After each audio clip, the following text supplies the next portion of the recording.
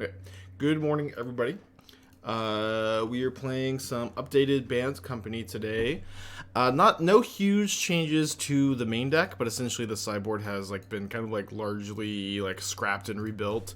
I'm on a split of 3 Channeler, 1 Deputy in the main, which is a split that I am definitely feeling. Channeler is still a card I like a lot, and I think one very subtle thing this card does is helps the creativity matchup a lot, where a surprisingly common line is to play Channeler, make a bird so that you can sack the bird when they Archon, then flicker the Channeler, just bounce the Archons.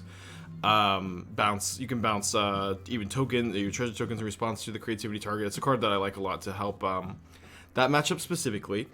Although I think I've been really kind of craving access to at least 1 Deputy of Detention in the main for your Murktides and Rhinos and whatever.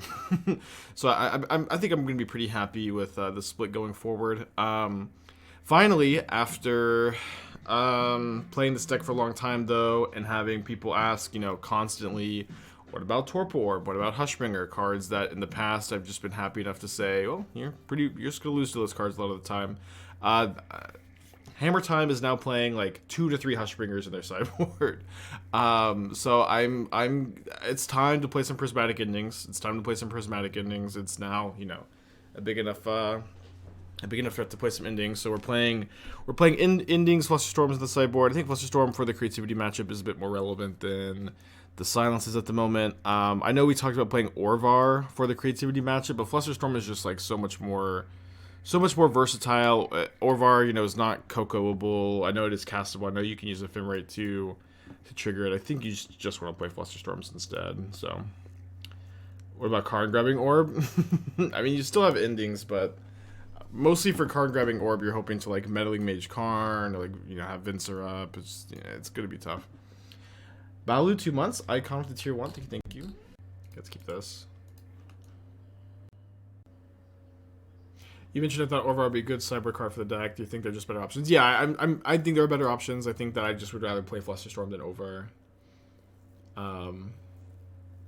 Cast Iteration. So does Naya Triome, Grixis Triome. But it's true. It does cast Iteration.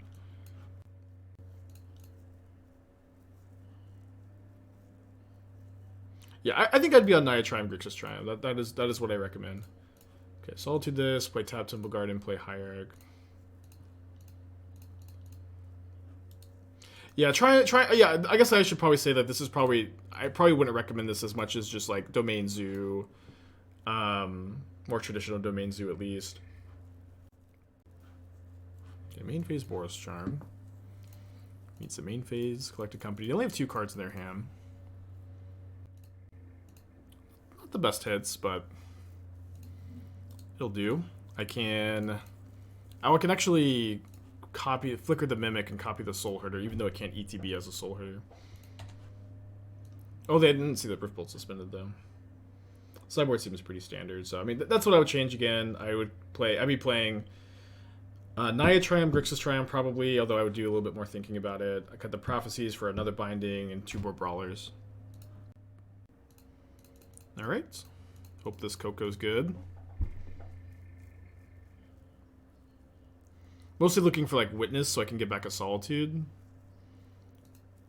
Interesting. 3 Soulherders is a lot of Soulherders. Although one of them's an imposter.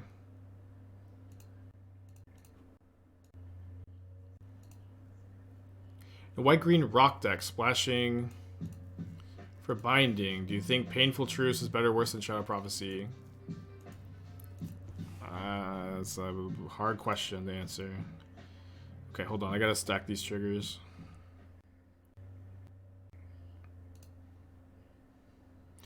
Alright, so this one will target here, this one will target here, and then this one will target here for, I think, max counters. I'm at Think with 3 months. I'm playing 4-color Reclamation anytime soon. I don't know. The mana's kind of awkward to build. I know we've talked about how I would build it, but the mana's really weird and tricky, and I've also just played so many Reclamation variants, and this one is just the same deck splashing for a new removal spell. I'll get around to it. Skullcrack, last card Boros Charm. Last card is Skewer, so we survive at 1 for this turn. I have 12 points of damage, 13 points of damage. Notably, I can't Deputy... I can't Deputy my own things for Soulherder counters. But if I can find Solitude or Ephemerate, I think both of those cards are going to be winners. Okay. Hopefully I counted correctly. All right, no, this is one short. Sorry, this is one short. Right? This is 11, 15, 16. They're at 17. That being said, I have 3 looks out of Solitude off the 3 Soulherders, and I only have 2 Solitudes left in the deck, but they can also brick. Any land, any creature for them is not going to be good enough.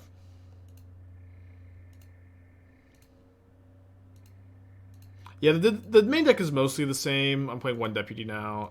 The biggest differences are in the sideboard, though.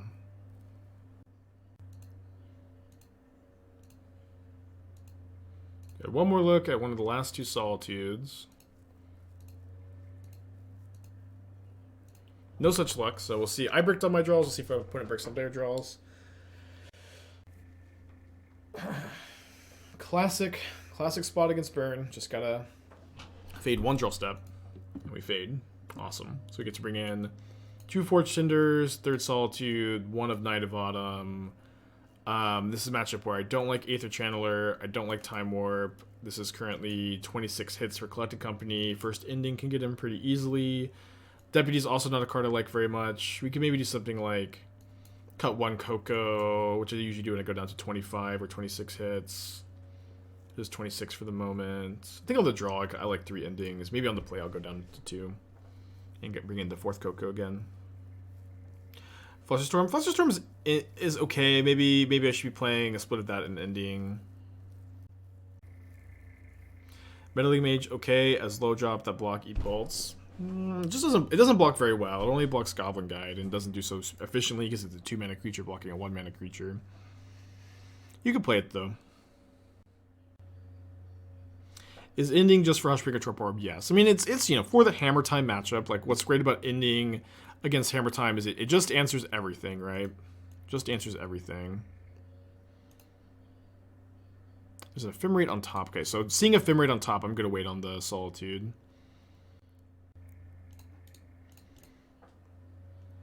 Fetching a Plains does make Ice-Fang a little awkward, but hoping my opponent has another creature here. Why no Endurance to the side? We've talked about this a lot, but it's like, you don't need Endurance for Living End. You don't need it for Murktide. It comes in against like exactly Dredge and Mill, and you need like 2 or 3 copies for it to be like a particularly effective card in those matchups anyways. I think I'm just going to get a Triumph here.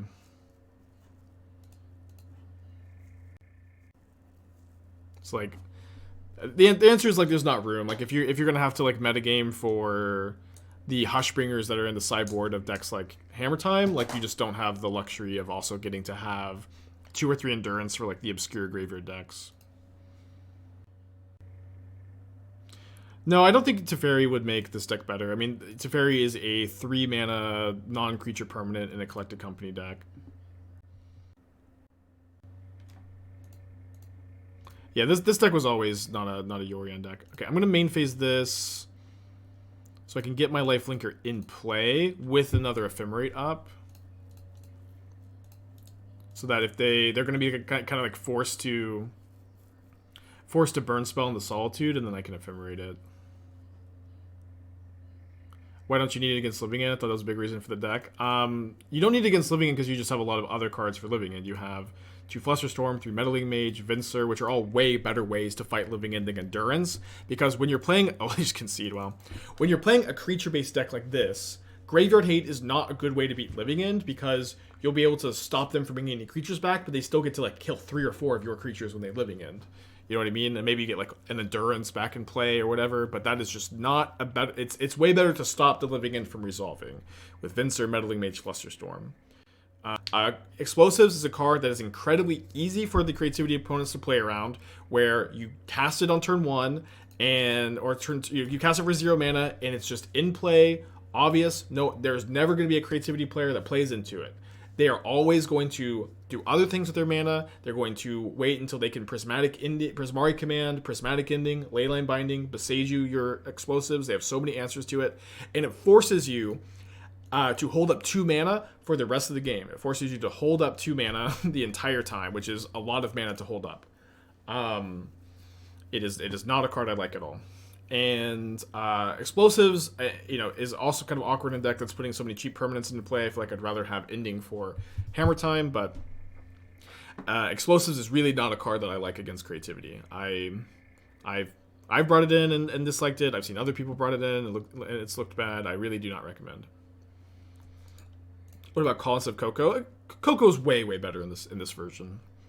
Court is like better. Or are you talking about Elodomri's Call? I mean, I still think you want to be on this version, but if you do play Elodomri's Call, Orvar is pretty good tech. Okay, let's Deputy the Scion, I think. Yeah, you could. Yeah, it also doesn't be persist. I think it's really bad. Flusterstorm is a clean swap for silence. Yeah. I mean, so the deck's like made like lots of small changes, like kind of since like the last time I played the deck, but like largely yes. Do you bring Ending against Wrenn and 6 decks? I don't think so. I usually bring in, Forge-Tenders and I don't know. It's Wrenn and 6 is tough. It can be tough to beat. But Ending is also like against most Wrenn and 6 decks. Ending is like only an answer for Wrenn and 6, and it doesn't like do almost anything else. So it's kind of like just not a card I like that much, I guess. Do you do Pioneer deck techs? I do Pioneer deck techs. I find myself in tune enough with Pioneer to be able to offer some insights that are valuable, but not. I don't play so much Pioneer that I'm probably not the best person to go to either. Wait, they were rhinos the whole time? Guess I've been playing against so much Domain Zoo. This is...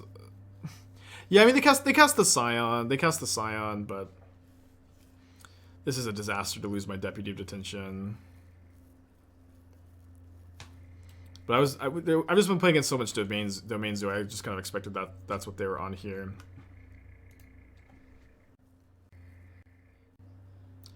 Guardian of Faith for control decks that look to sweep post board. I mean, the thing is, like, when you play a deck like this, where all of the creatures draw a card when they ETB, or almost all the creatures draw a card when they ETB, you're not really that interested in protecting them. You're just kind of interested in, like, being okay if they die, for the most part, has been at least my strategy.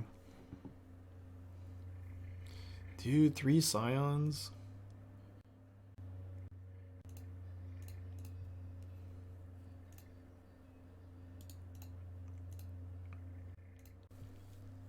Sheesh indeed. Okay, we're going to bring in the Deputy, the Mages, the Flusterstorms, the Forge-Tenders.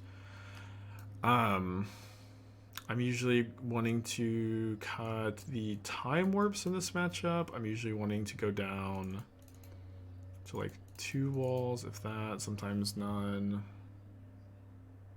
Kind of Mimic, go down to 1 wall. This is 27 hits for company. I think you can play the 4th Solitude also. Venser in for the Cascade and the 4/4. I mean, you already have Aether Channeler, Deputy of Detention, Flusterstorm, Meddling Mage for the Cascade. Venser is your worst answer for it, so I don't usually bring it in. Knight kills Draco. Yeah, Knight also kills Draco and Binding. I think for just killing Draco, I don't think I'd bring in the Knight, but for both I think it's fine. Will reduce 2 walls for Oracle in the deck. No, I will not. I will not. I think the walls are really good. They block Ragavan way better, where you Oracle and you're buying up Ragavans, you play Oracle, they just bolt your Oracle. But walls don't get bolted. White Fortuner, they're likely to have Fury, Fire Eyes, Dead Gone, lots of red removal. Coiling Oracle is pretty dopey too. What about something like Qasali Pride Mage in the side to maintain CoCo hits but have flexible removal? Is that too slow? I mean, we have something like Qasali Pride Mage in the sideboard. We have Knight of Autumn. We have Deputy of Detention. The reason we have Prismatic Ending instead is because there's like a lot of Hushbringers and Hammer Time, and you just need to be able to deal with that card now.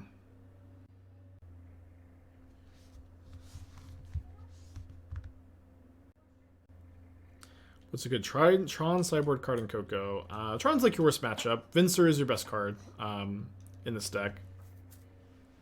Venser is your best option. I think this deck is viable without CoCo. I mean, not really. I don't know. I don't know like why you would want to build it without it, I guess. If it's like budget reasons, maybe. It's a lot worse without CoCo.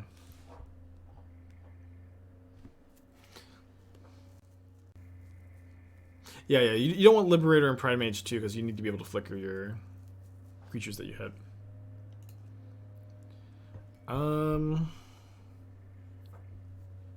Probably a keep. We have Aether Channeler plus Ephemerate, which can answer Rhinos. We have, you know, lands and spells.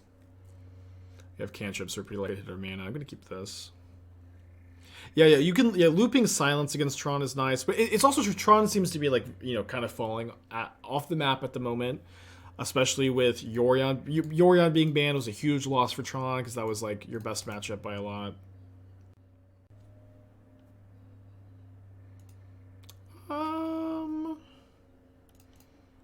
Fine, I think just jamming Meddling Mage on turn 2 here.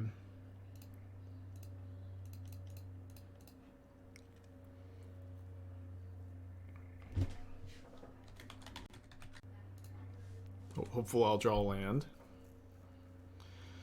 Debating between blue-red and creativity. I can play both decks well. More experience on Merc. For a 100-person RCQ, what I recommend? I would recommend creativity between those two. Creativity is really, really good. Murktide is, you know, has a lot of problematic matchups, although it did get better after the Yorion ban.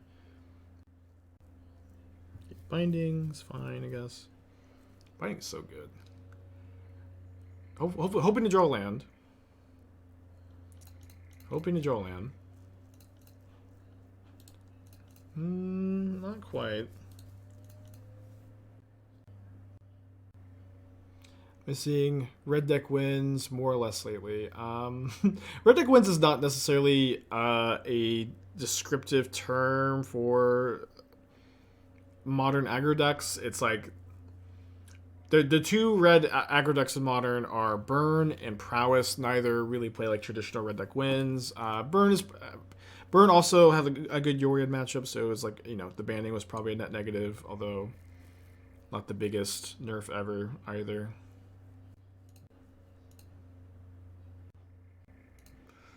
Okay, don't love having to do this, but I do think I need to main phase here. Okay, and then finding Deputy is definitely the card to get us out of this situation.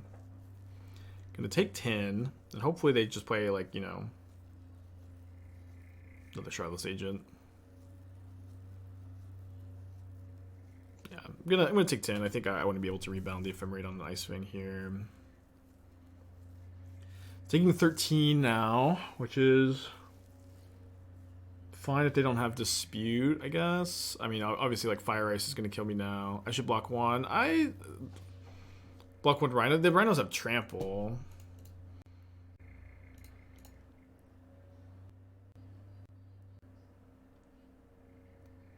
Okay, well, not really any difference between being at 1 and 0, I think. I'm going to Deputy. Block the agent. Yeah, maybe blocking the agent's fine. I'm a bit concerned, and like I want to in theory be able to have Death Touch, but yeah, I'm dead to Fire Ice now. But you know, they don't have Bone Crusher and Fire Ice now. It's just Fire Ice. Hopefully, I can fade for a little bit. I think attacking's fine also.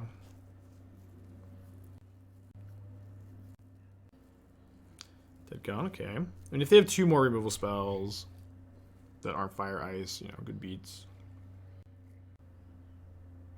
Suspends the Footfalls. Somehow I feel I'm not dead. Somehow I feel I am alive. I'm definitely interested in staying alive. I think the best way to do that might actually be Aether Channeler, bounce. Leyline Binding, name Fire. If they Binding again, I have Ephemerate.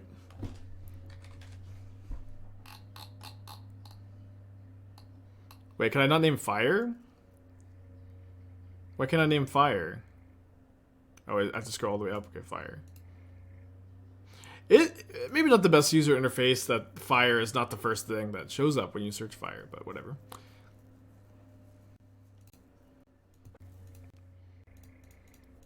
Kind of an anemic play, but I'm really, really ahead on cards. I feel like I'm beating more Cascade spells.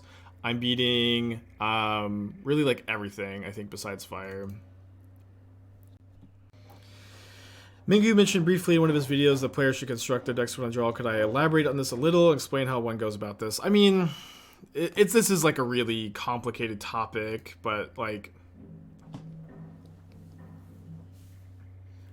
it's also like a bit reductive. I think to some extent. Oh, they bounced the. I mean, I can't do anything, but they bounced the Meddling Mage.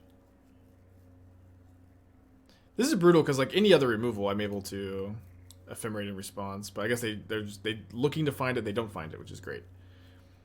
Oh baby, Night of Autumn. Mostly in here to kill Leyline Binding. Gonna gain 4 freaking life for me now. Okay, so I think a good way to illustrate this concept is looking at Pioneer as a format, where a huge chunk of the decks in Pioneer are not decks like Mingu is describing. A huge chunk of decks in Pioneer are not decks that, I think I'm going to name Leyline Binding. I know it's a card in their hand. Are decks that are so much better on the play than on the draw. And obviously they will still win on the draw sometimes, but like any deck can. But mono green, mono blue, the Gruul deck, mono red, heroic, spirits, or I guess that's mono blue. Greasefang, Phoenix. Phoenix. I mean, Phoenix is actually probably an exception to this, but Greasefang, mono green, mono blue, mono red, Gruul, heroic. These are all a huge chunk of the Pioneer metagame, and these are all decks that are so much better on the play than on the draw. These are decks that like hate to lose the die roll. And one of the biggest reasons why Rakdos is so good in Pioneer is because it's one of those decks that is playing lots of cheap 1-mana interaction, lots of cards that slow the game down. It is a deck that is like a lot better on the draw than a lot of other decks in the format. And I hope that was somewhat articulate at least.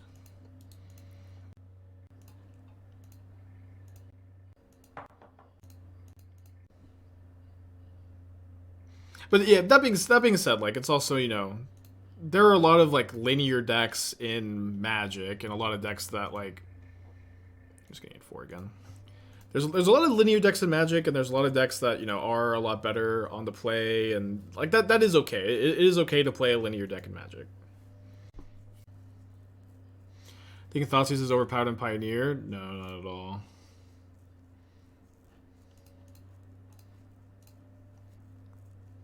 Do not feel that way at all. Okay, going to game 3. Do you have any Soul of One Grayscape Shipper? I've seen some lists like that. I haven't personally worked on the archetype.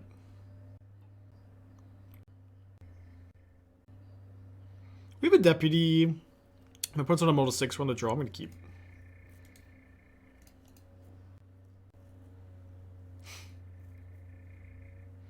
Opponent's on a Mold of 5. The answer to Pioneer is wait a few years for the card pool to increase. Oh no, my chair has soaked up some of the collage. I don't know. For me personally, hold on. There's a shark typhoon on that. Yeah, the typhoon is fine. For me, I am done trying to like suggest ways to fix Pioneer. It just always feels like Pioneer just needs a banning. It just needs a card being printed into the format. It just needs this and that, and I'm just done trying to fix it. We're trying to suggest what the fixes are. I don't know. At this point I don't really know what Pioneer should be.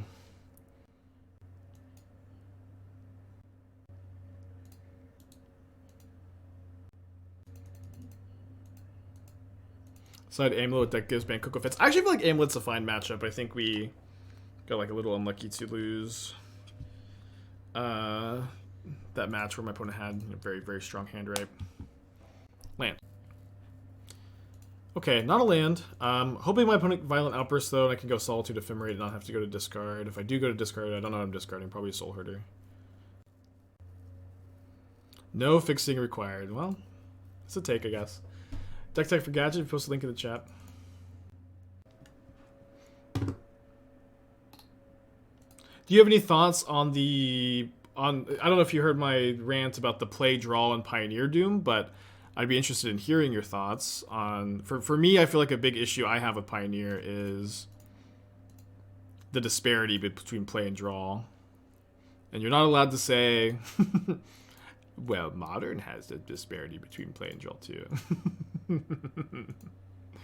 I don't know. For me, it's a big part of the... I even feel like the 0-mana spells actually like break up the disparity a lot, but... Rakdos is arguably better than draw. Yeah, that's true. So like that's... I think... my point is that's why Rakdos is so good. It's because like that and like maybe Is It Phoenix are like the only two decks in the format that don't mind losing the die roll. Where... like again, like mono green, Gruul, mono blue, Heroic, Greasefang. These are all decks that are way, way better on the play, and really, really hate to lose the die roll. That was my main point. Okay, spin to Footfalls. I think we get a Temple Garden tapped. I know I was holding it. It's not thin. I also think I'm going to Ephemerate the Solitude so that the Ephemerate goes in the yard for a future witness. I'm kind of not wanting to attack necessarily anyways because of a possible Violent Outburst number 2.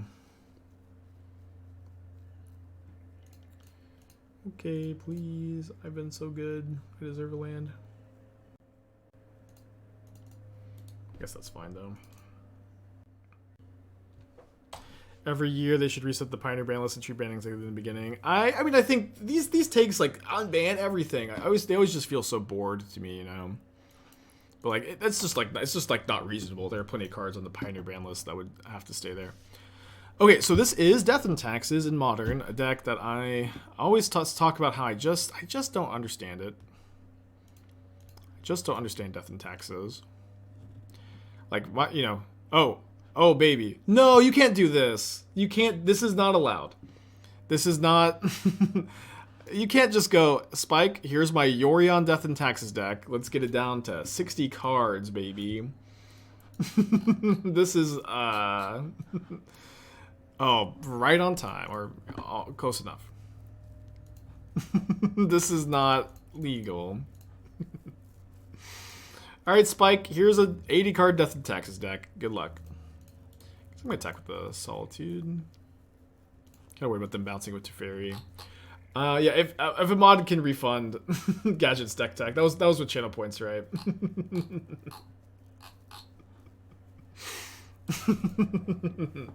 I pass on the deck tech.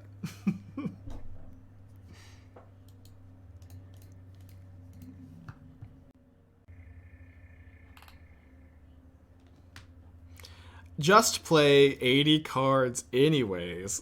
Just play 80 cards. They have ice again.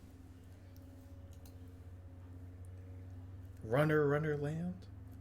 One time. I still am flabbergasted at the amount of just run any 80 card anyways gamer.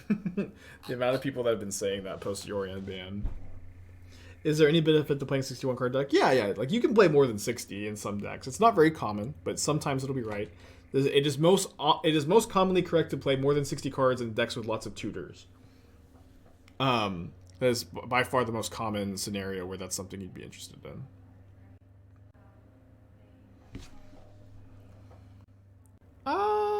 Probably just supposed to jam a company here. Could definitely see just playing Knight of Autumn, or maybe even going Eternal Witness plus Ephemerate could maybe be better than this. Okay, so I'm just gonna go. Yeah, this is good. They have Crashing Footfalls on suspend, so I'll name Crashing Footfalls. Their one card left in hand has to be a removal spell for them to break that up, and even if they do, break it up. It's not really that big a deal. How to build Mono Red Prison these days? I would take every card that you put in Mono Red Prison. Chalice, Blood Moon, Karn the Great Creator, Koth, Pyretic Ritual, Desperate Ritual, Abrade, Pillage, Goblin Rabblemaster, and I would just throw them all in the trash. I would just throw all of the cards in the trash. Okay, the last card was a removal spell.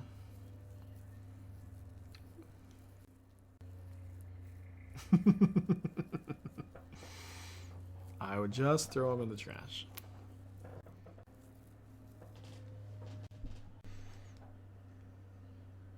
You didn't say Glorybringer. I would not. I would never throw Glorybringer in the trash. That's a modern staple.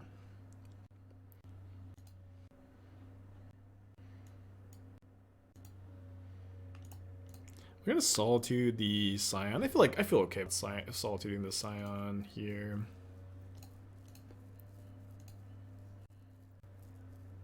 I have to pitch the knight to do so, but I think that should be okay. Andrew, 12 months, thank you.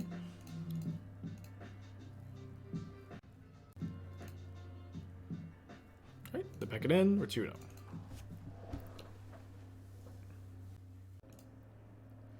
Why did they ban Yorion? They just threw it at a dartboard, probably. Yorion, I think, made gameplay worse. I think that it was mostly like kind of a Sensei's Divining Top kind of ban. Just kind of like miserable to play against. Made tournaments go super long. I know people keep beaming on the manual dexterity thing, but like I have like a hand trimmer, and like to be honest, like I had a really hard time shuffling Yorion decks. So, or at least like shuffling like so quickly. Like I can shuffle an EDH deck, but you can like relax and shuffle it. So like for Yorion decks, you have to shuffle so fast and so often because you have to finish this like stupidly long match in 60 minutes. It's, you know, I feel, you know, everyone memes on the manual dexterity thing, but for me, it's pretty relevant.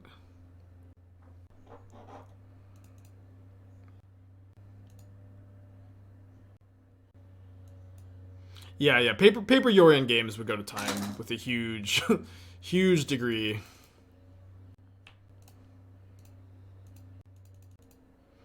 I have small hands too. I feel like I've got average size hands. I don't know. I'm a big guy.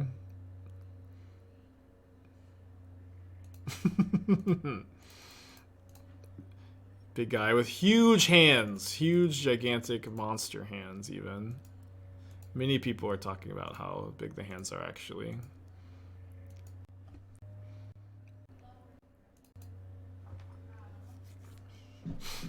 Hey, it's Anthony. Thank you for 2 months. Appreciate you.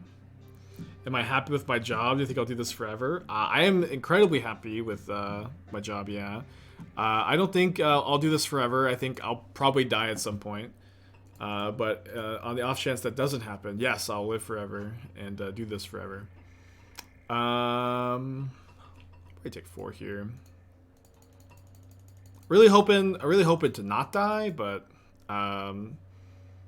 it's looking. I've been doing some research. It's looking kind of likely. I don't like to get too personal on stream, but death actually runs in the family.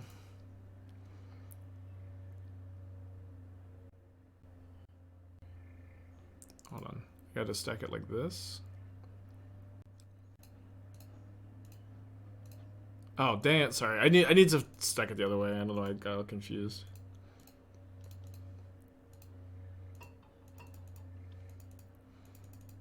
You can't flicker the wall twice. I'm sure somebody's gonna ask.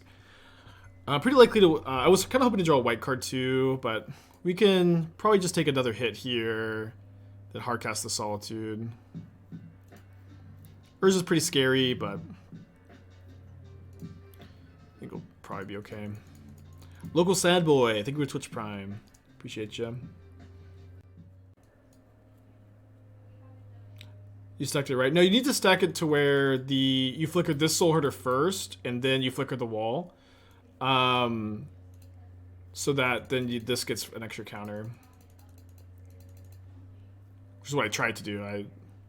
Pretty sure I failed. Okay, gonna play a Solitude, gonna exile an Urza, gonna flicker the Solitude, exile the token.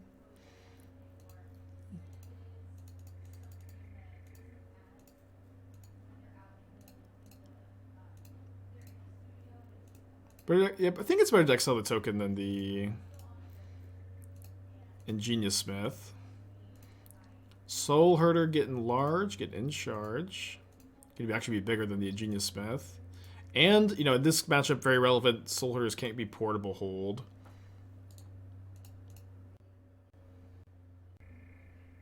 Third Thoughtcast. Wall of Omens, on the other hand, can be portable hold. Can maybe go Glasspool, Mimic, copy Solitude next turn. Third Esper Sentinel. Thankfully, my draw is all creatures.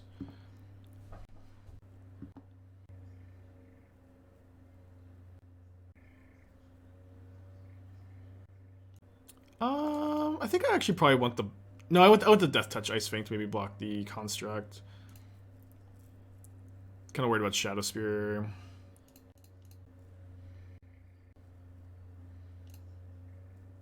But here... Maybe I'm supposed to go after the artifacts. It's kind of weird, but... I feel like shrinking their Construct is actually just like the main thing that matters here. I don't think the Smiths really matter for much at this point.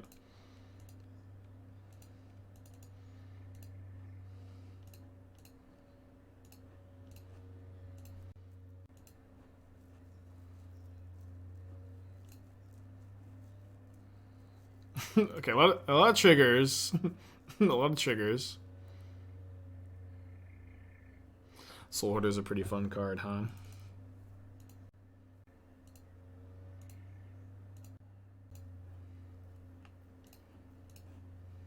Now I can cast non-creature spells if I draw Ephemerate or CoCo. Spike as usual refusing to auto heal to anything. How dare you defame me like this?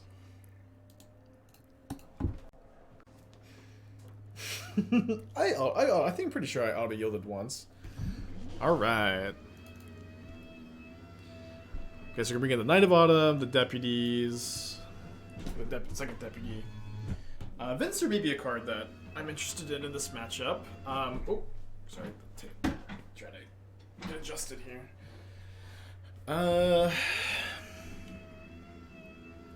With the fourth Solitude.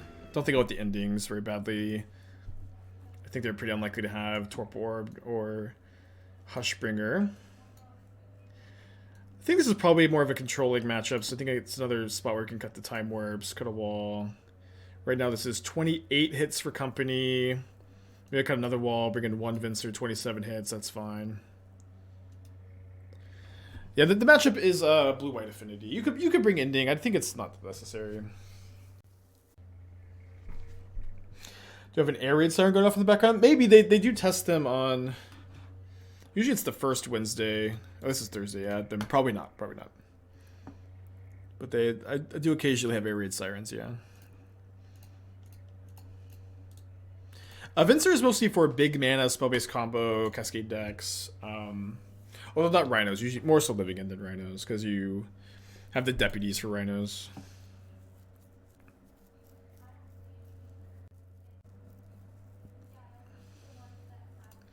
Alright, kind of want to just deputy the Aether Spellbomb.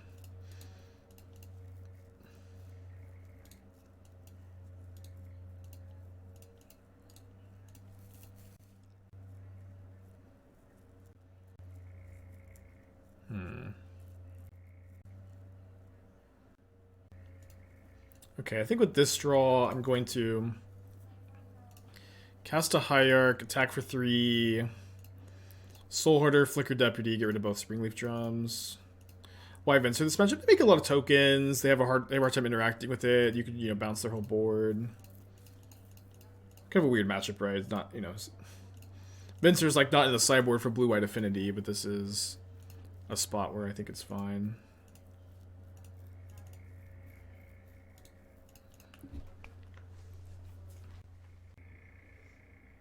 Have I given up on the Esper Mentor list? I mean, no. We only played one league with it, and I did, you know, I did 4-1. It felt fine. It's just like we've played a lot of that archetype on stream.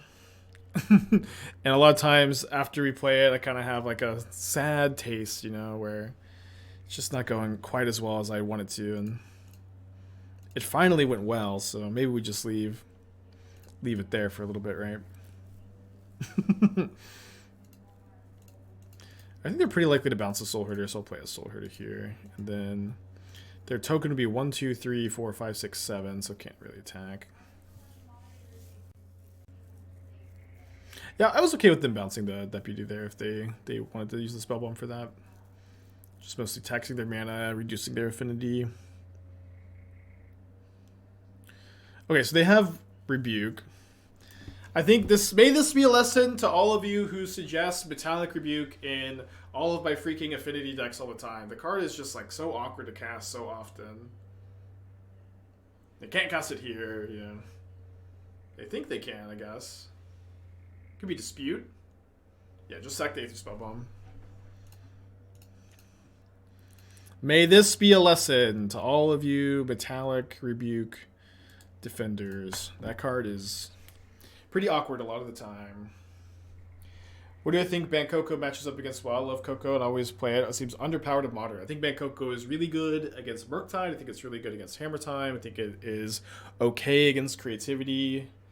I think it's fine against Blue-White. I think it's got like a good matchup spread overall. I think it's good against Titan actually, but we did lose to some crazy Titan draws earlier. Okay, just take a measly 10 damage. Take 10 damage all the time.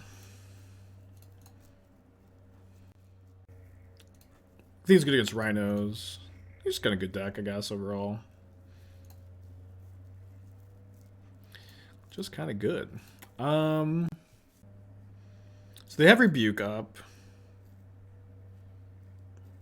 I feel like they like never rebuke the wall. And they'll rebuke maybe one of my Ephemerates. Okay. I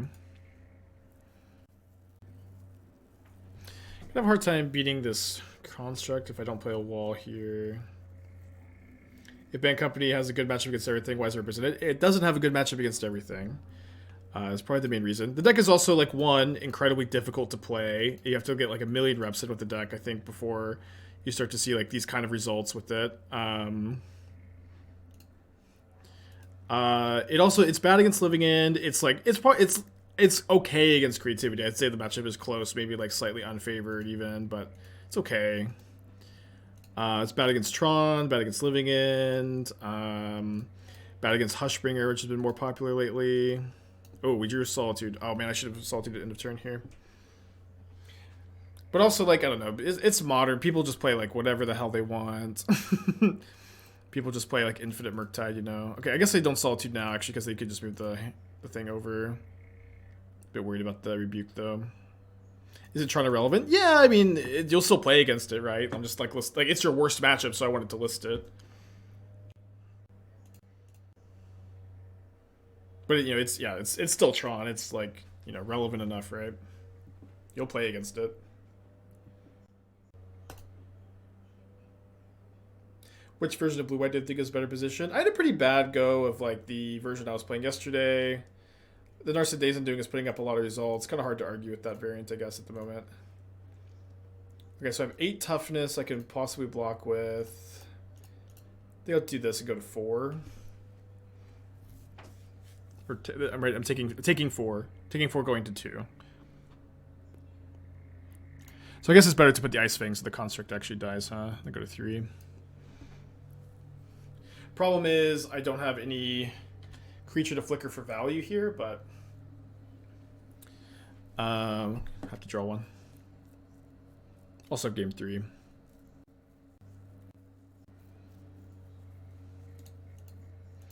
Game 3 it is. Second Rebuke's pretty tough there.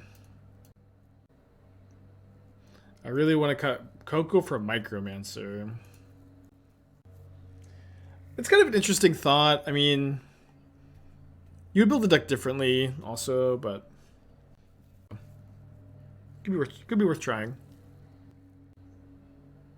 My Biomancer, not Micro. I thought it was Micromancer too. Is Micromancer good? It's not as powerful as CoCo.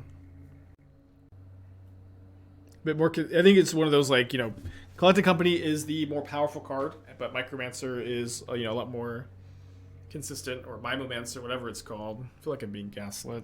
I think it is Micromancer. Micromancer for ending? Yeah, your opponent has Hushbringer in play, and you're like, haha, I can Micromancer for ending. And then you play it, and then they, like, you pick up your library, and they call a judge, and you get kicked out. You can also get Silence. That's true. That is actually kind of interesting, getting Silence for the Silence Loop. I mean, I'll probably playtest it. It's probably good enough idea to playtest. I wonder if you get main deck Silence for the Ephemerate lock. One thing, though, is, like, Soulherder itself, the card Soulherder, I feel like gets a lot worse without CoCo. It's, like, so much more fragile. I don't know. Maybe that's not exactly the word to use, but it gets worse. Okay, let's play Ice-Fang Hierarch here. Wow.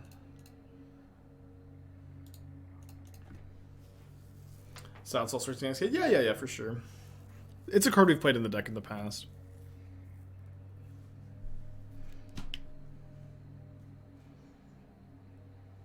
Okay, pretty good draw. I might want to hold the Aether Channeler to bounce constructs, so I think I'm just going to be casting these this turn. Play this tapped. Hopefully don't flood out too badly.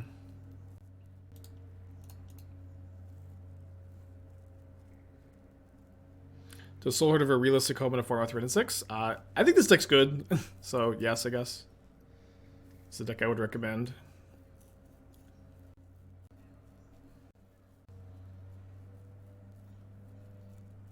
Okay.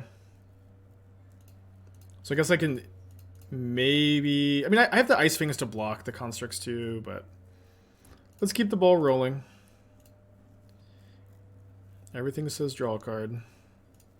I think with the green requirements here, I'm going to get a Triome off the Misty this turn. Why not fetching to reduce the possibly dry lands? I mean, I think my life total is relevant enough here just to play the Hallowed Fountain tapped. You could fetch there if you wanted to.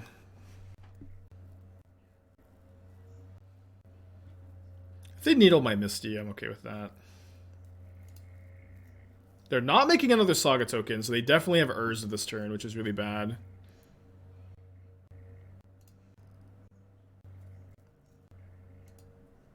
Okay, not gonna Urza this turn. Not like double Thought Monitor isn't bad though.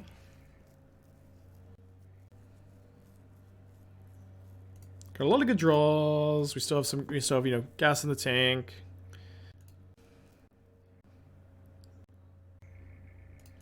More cantrips. Okay, for CoCo, Solitude, Wall of Omens. Or no, sorry, not Wall of Omens. Okay, there's CoCo. Gonna play this so we can pay for the Sentinel.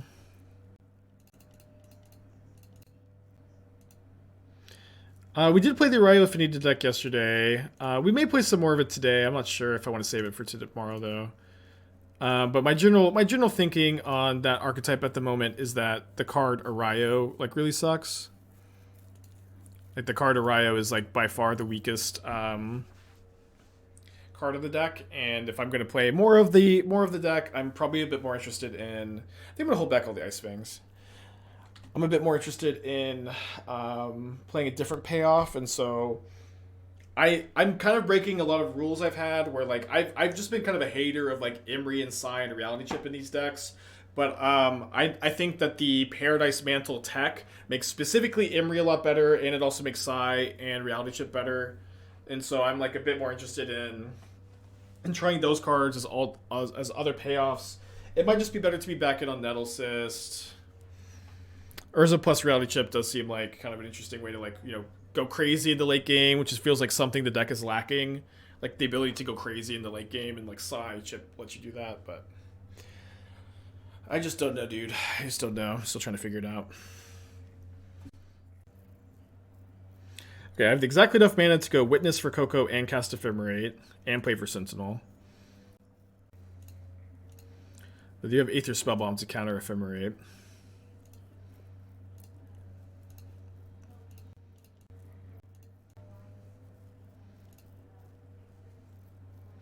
No tax opponent has to be wrong. I mean, I think attacking with Thought Monitors is correct. I think attacking the Constructs is probably incorrect. But yeah, trading Thought Monitor for Ice-Fang is probably something they need to offer here. Okay, so here my opponent is supposed to probably Spellbomb the Deputy in response to the trigger, which does counter the trigger, but then I can Ephemerate the Deputy. Well, they might not know about that interaction. First Night over Fourth Ending is for burn or something. I mean, Night is a better card in this deck because you get to flicker it for value.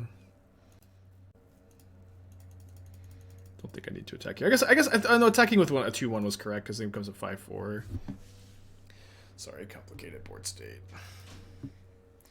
Any update to corporations last stream? I liked the list that I had on the last stream. I would play that again. I haven't seen any decks that play Shardless Agent as like a fair card that I've liked. I've seen plenty of people try, and it never really looks good to me. But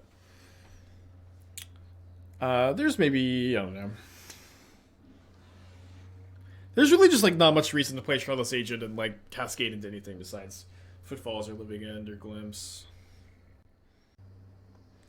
How does it feel against Yawgmoth? I think Yawgmoth is a unfavorable matchup. However, because you are a Solitude Ephemerate deck, like to some extent, it can only feel so bad. You know what I mean?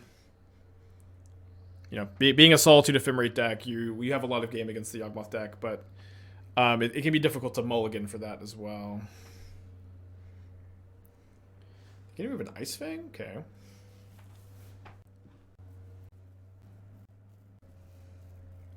So if I cast this Mimic,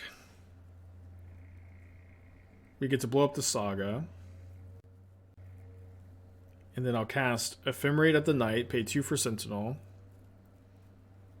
Though Aether Spellbomb in response, then I can just cast Night, maybe get back the Portable Hold, and the Ephemerate will be in the yard for the Witness that's in my hand. Can also attack. Yeah, we haven't hit a Soulherder yet.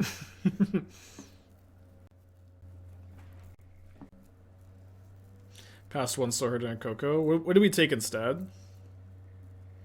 They dispatched the Deputy, which I'm actually surprised. I don't think that was correct. I feel like I'm a bit more interested in the Knight here because that Knight kills the Saga. I think that was a mistake on their part.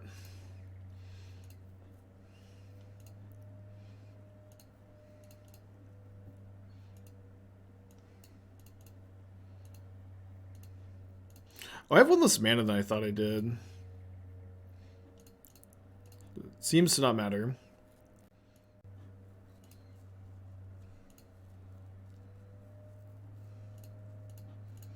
I'm going to cast this now while I've already paid for Esper Sentinel triggers. And then I'm going to prioritize killing the Teferi. So let's get in with 1, 2, 3, 4 to kill Teferi. I guess they can Spellbomb to let it live. It's fine.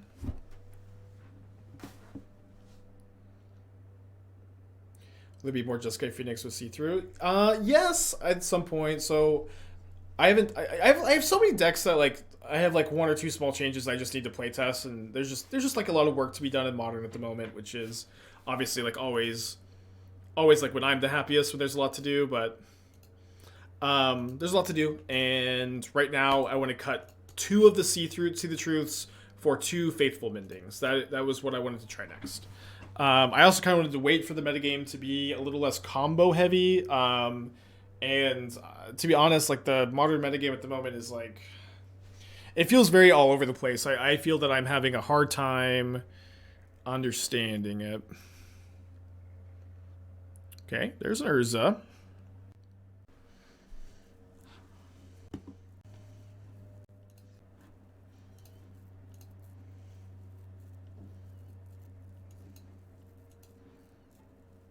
So I'm going to just target the Channeler, then target the Witness, but I guess I could have done this the other way. Target the Witness twice, maybe better.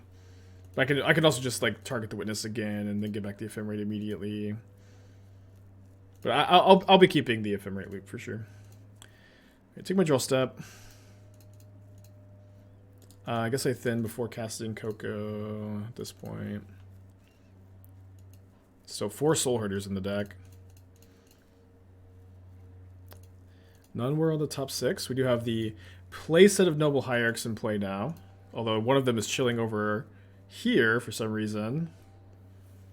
I don't know how they stack this stuff. So I guess we just go Ephemerate. Pick up another Ephemerate. Kill the Sentinels.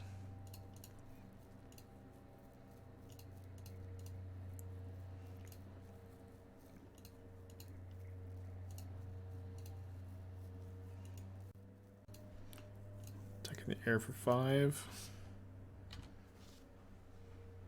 I think shuffling is kind of bad because we had a ton of Comfort on the bottom, like Venser Solitude. It's fair. Been a complicated game. Hard to keep track of stuff like that, to be honest.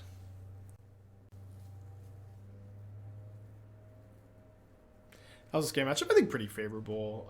I mean, it's okay. I don't know. The Furies are really good against you, but I haven't minded it. Have not minded it. Okay, backs it in.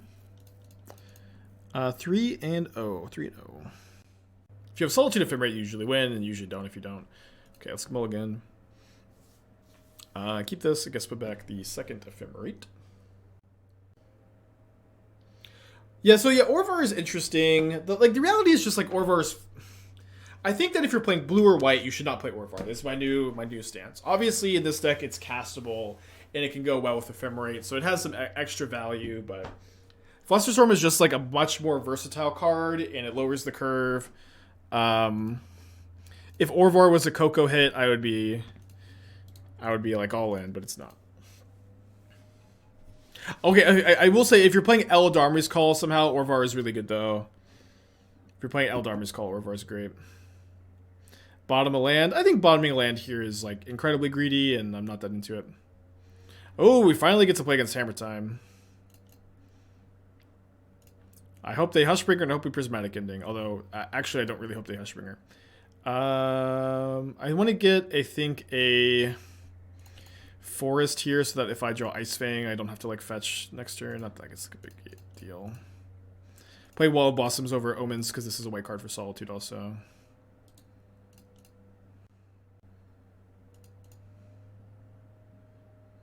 Now playing white should cut Orvar from Boros Game sideboard. I did, yeah. I believe it. I don't know if the Stream Decker reflects it, I guess, but I had cut Orvar. I was just playing Hallowed Moonlight instead. Hallowed Moonlight or Containment Priest. I can't some split of those cards. Okay, it's kind of a yikes. Oh, sorry. I guess I was supposed to go Wall of Omens plus Ephemerate this turn. It's way better than Soulherder here.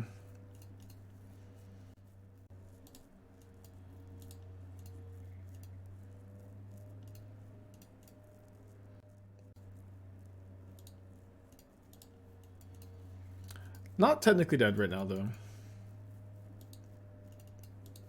You think any deck besides Modern that could possibly play Thragtusk? That is my favorite card ever. No. I don't know. Thragtusk sucks at the moment. I love Thragtusk too. It's also a card that is near and dear to me, but it is not a card that I would recommend playing in Modern. Okay. Guess they might not pro green. They might be scared of Solitude, but I would have Solituded already, so like they should pro green. Okay. Game 2. That's okay. I think the matchup's good overall, and I'm feeling a bit more comfortable now that we have Prismatic Ending for Hushbringer, where like a really common dynamic of this matchup before the Prismatic Endings was you would win game 1 most of the time. You obviously lose sometimes, but you'd win game 1 most of the time. And then you lose a sideboard game if they draw their like one of Hushbringer, and you usually win the sideboard games too, because the sideboard gets a lot better for you besides Hushbringer. But now, with answers to Hushbringer, you can just feel like a bit more confident, I think. This is 29 hits for CoCo. Oh, sorry, no, 25 hits. Right, the number of CoCo hits get weird because you're bringing in all these endings. I guess you just cut a CoCo. Could you have Solitude response to Giver? Or what I missed? Did you play? So I didn't have Solitude. That's what you missed. Is there was no Solitude. Can't you brew a deck around Trinispheres, Chalices, Thrakta, Siege, Rhinos? I'll get right on it.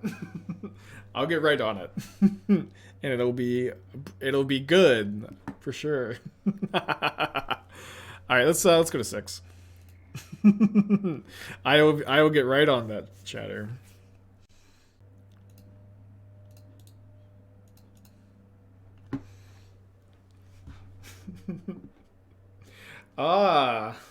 Chalice Trinis. I always love the. Okay, the card I want to build around is so bad. I want to play Siege Rhino Thraktos. These cards are awful. The only way I can get away with registering these cards is if I just lock my opponent out of doing anything with Chalice, Bloodmoon, Trinisphere. And this will give me an excuse to play my completely unplayable spells. It's the perfect plan, the perfect crime. I'll definitely get away with it. Just the little... my deck is so unplayable, I just have to lock my opponent out of the game to have a chance. Okay, let's go... Just Deputy on the Giver this turn.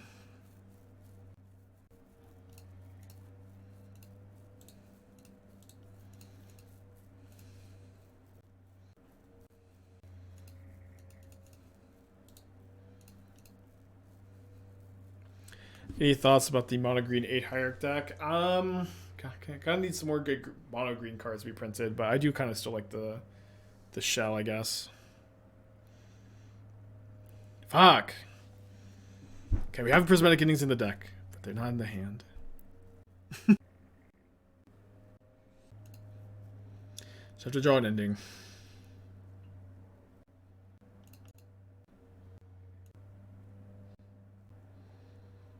I think that if they don't have Paladin, which it looks like they have Paladin, I was going to Solitude just to get a lifelinker in play, maybe. Although I guess I need the Solitude Ephemerate after I draw ending. Okay, so I can block with the wall. If I draw exactly Prismatic Ending, I do believe Solitude Ephemerate stabilizes.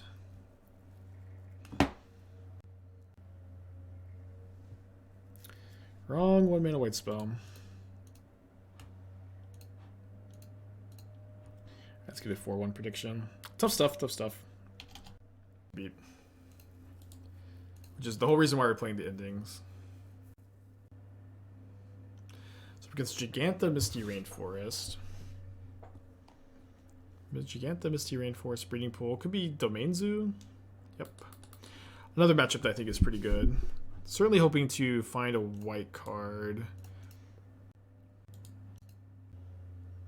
Most Hammer Time players in my meta are running Hushbringer main at Brutal.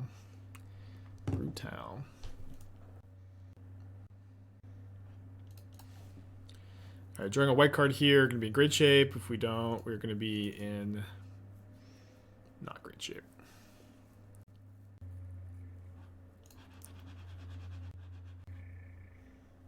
I think I'm pretty likely to just chump block, especially if I draw a white card. Which we don't do. Maybe I'm just too behind if I don't Solitude the Kavu. I think that's maybe just true. Just Solitude the Kavu now. I can take another 3. Aether Channeler can bounce that creature next turn, maybe.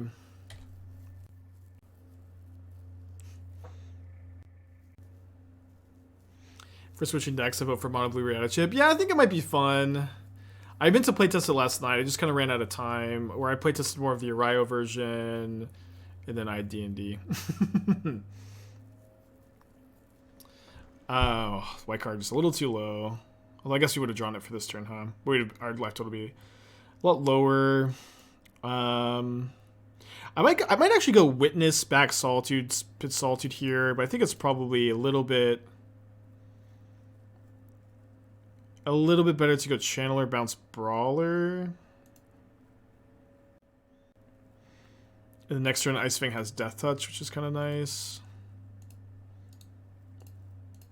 Maybe playing Wall of Omens is also consideration for this turn. Have I tried Domain Zoo at all? I mean, I've played the deck in the past. It's cool that it's putting up results. It's a cool deck. Maybe I actually just double block the... No. I'll take 3. It is a cool deck. It is a deck that I'm having kind of a hard time figuring out why it's winning so much, where I've played against it a lot lately, I feel, and I've been beating it a lot lately. Doesn't necessarily mean that the deck is, like, bad or anything, but I'm trying to figure out, like, what about its current construction is, like, so much better in this metagame, but to some extent, and, I just kind of touched on this a moment ago, I guess. I'm just having a hard time figuring out Modern at the moment. Everything feels weird to me. So a Bolt or a Binding here.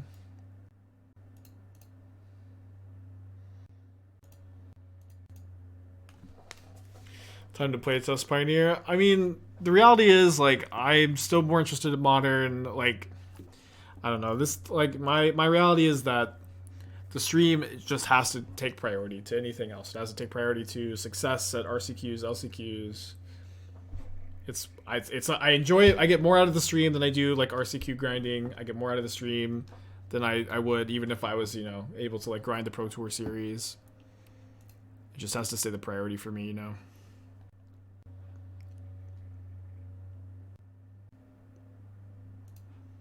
Double block here.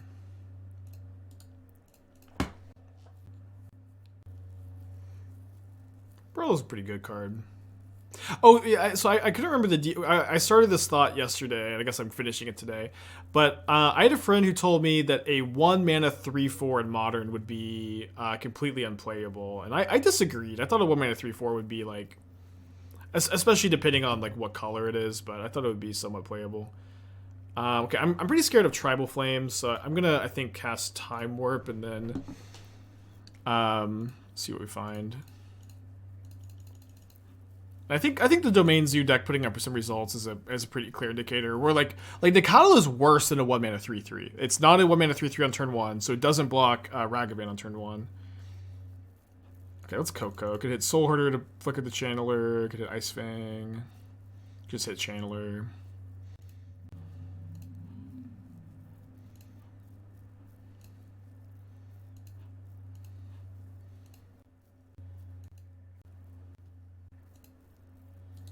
Well, yeah, a white 3/4 human would be clearly really good for sure. It'd probably have to be green, right? Green 1-mana 3/4. But I actually feel like that would be a card that would see constructed play. But this is also kind of like, I kind of have been touching on this too. When I say something is playable, I don't think a 1-mana 3/4 would be a format defining card. I think it would be a fringe strategy in a deck like my opponent's deck, but it would be playable. It'd be a card you consider for decks, Reclaimer. Yeah, Reclaimer's not quite not quite that, Another Coatl. So I'm probably gonna go Witness for Ice-Fang this turn. Oh wow, with Ephemerate up, pretty good. So I can get the Ephemerate Witness loop set up for next turn.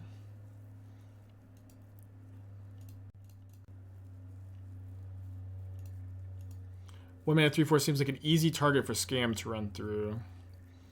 I guess I'm a little confused at the comment, but when I say something is playable, this is not a format. 1-mana 3/4 is not a format defining card. You know what I mean? It is not. This is not something we need to, like, evaluate metagame implications. It's just playable. It's just playable. Wasn't there a 3-mana 4 Elf in the Revolt? Yeah, but we're just talking about vanilla 1-mana 3/4. We're not talking about Aether Revolt. I would never talk about Aether Revolt on this channel. Okay, so we're gonna go double block, block, block.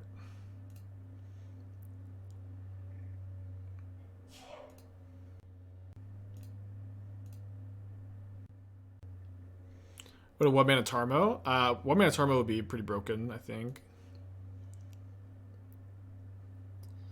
Don't need expert analysis for that. Okay, they have one card left in their hand.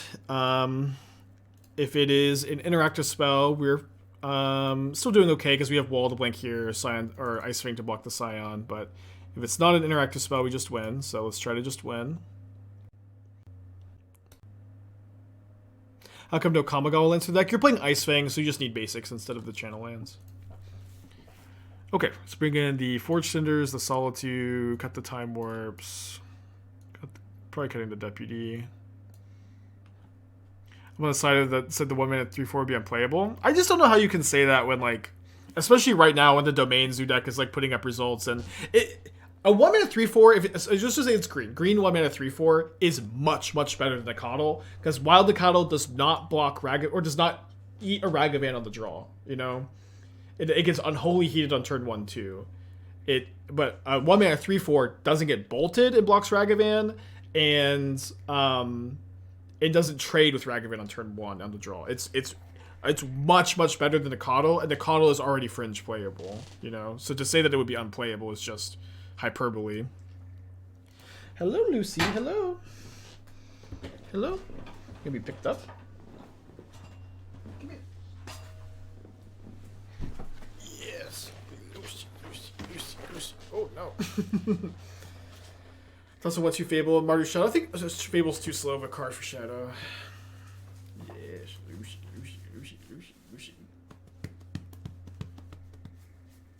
You can't see where the tail's wagging a lot.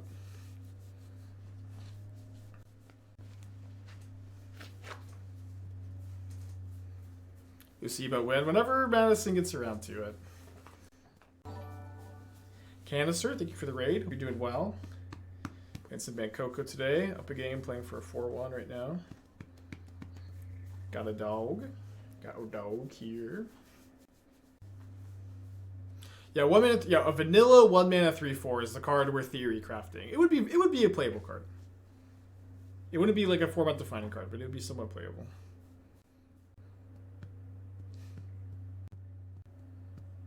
Knight is good as matchup. Oh right, I forgot that we like the Knight. Hold on. Let me play a Knight over Channeler.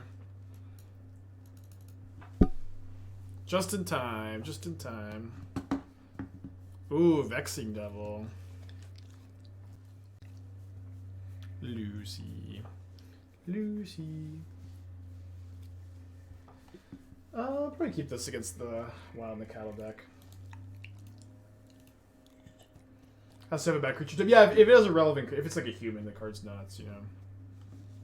Trib Witness, you can Tribal Witness, yeah. Witness like loop is really important though. I have a hard time cutting the third one, but you can sometimes. You wanna go down, Lucy? Get in your chair. We get in your chair? Let's sniff around. Tree folk. Now that's the perfect type for it for sure. Right. You never took a hit from a Ragavan before.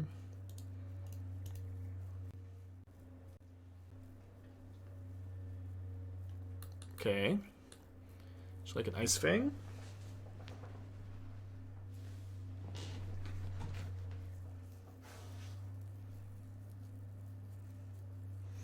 Alright, they'll take it. They'll take it.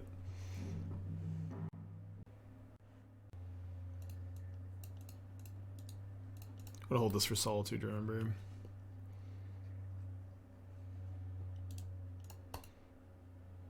Yeah, no snow basics. Man, what bad deck building hell. They probably don't even have 3 basics in the deck.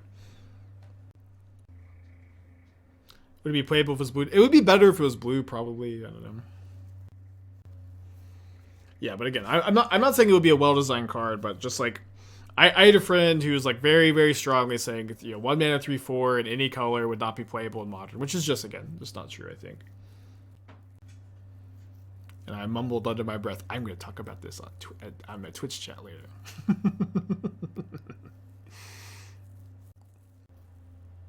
Tribal Flame's a wall. You'd love to see it. Yeah, the card would have to be green. The Brawler. Okay, big draw step for us.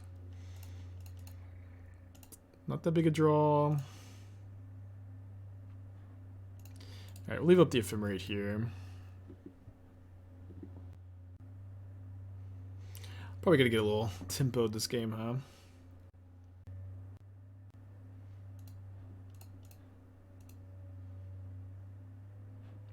Guess I'm gonna Ephemerate now so they can't like bolt the wall. Although maybe I'm happy if they're bolting the wall, not my beautiful face. Although I could also find Solitude for Brawler right now, which would be really good. So I think that's probably a good enough reason to do this. And we miss, and we take 6 down to 8.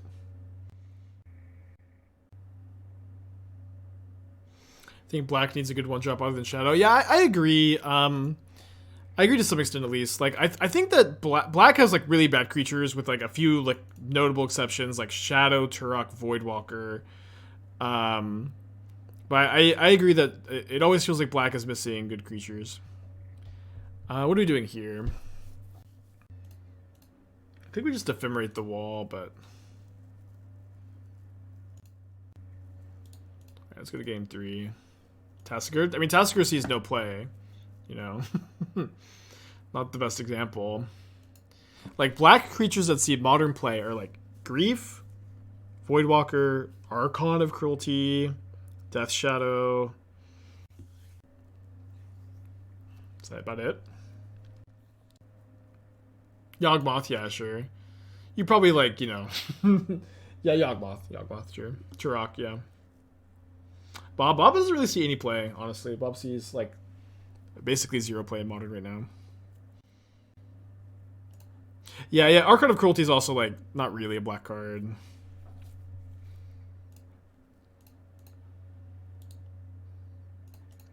But yeah, like, one thing, like, black decks are really missing is, like, a 1-mana creature that's good that you can cast on turn 1. Like, red just has such a monopoly on the early game in Modern. Red is like, red really, like, you know, either needs a nerf or the other colors need to catch up. Red is just, like, by far the best color. Red is just so S tier in Modern. And, like, it also has the best multicolor cards, too, where it has all the best 1-drops, Ragavan DRC, Heat, and then all the multicolor cards in red are nuts, where you have Written 6 and Iteration and Omnath, you know. Red's really good. Yeah, white's really good, too. I would say that in Modern, red is, like, S tier, blue and white are A tier, and, like, green is B tier, black is C tier. Would be my Modern color tier list.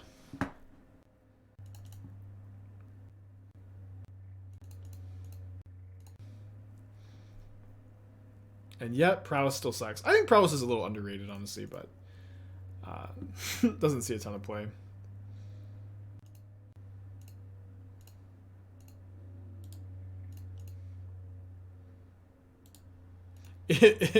If Jeskai is those colors, why is Jeskai control terrible? Green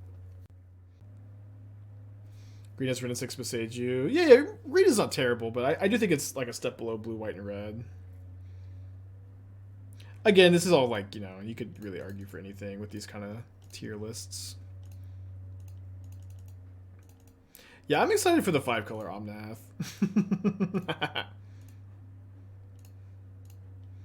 Gonna be an interesting time. Are including sideboard and tier list or just mainboard? If so, green jumps black. I mean, black is the worst. I don't think it's a very hot take to say black is the worst color in Modern.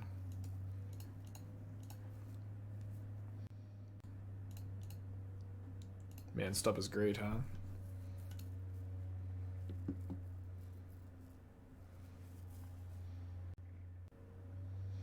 Okay, I don't have a ton of gas left. Have some good top decks, including that one. That's a very good top deck.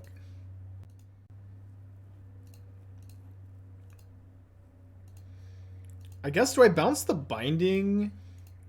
I guess so. If I bounce the Binding main phase, then I get a Soulherder trigger, get to draw a card. They probably have to Binding the Soulherder. And they also miss their land drop, so like this taxes their mana. Which is like not the most relevant thing ever, I guess, but relevant enough. Okay, good enough for concession. Okay, 4-1 to League. It's like a rough match to Hammer Time where we got all these freaking prismatic endings for Hushbringer, but just didn't have it. Ooh, I love Imposing Sovereign. I just love that card. Okay, let's get a poll going.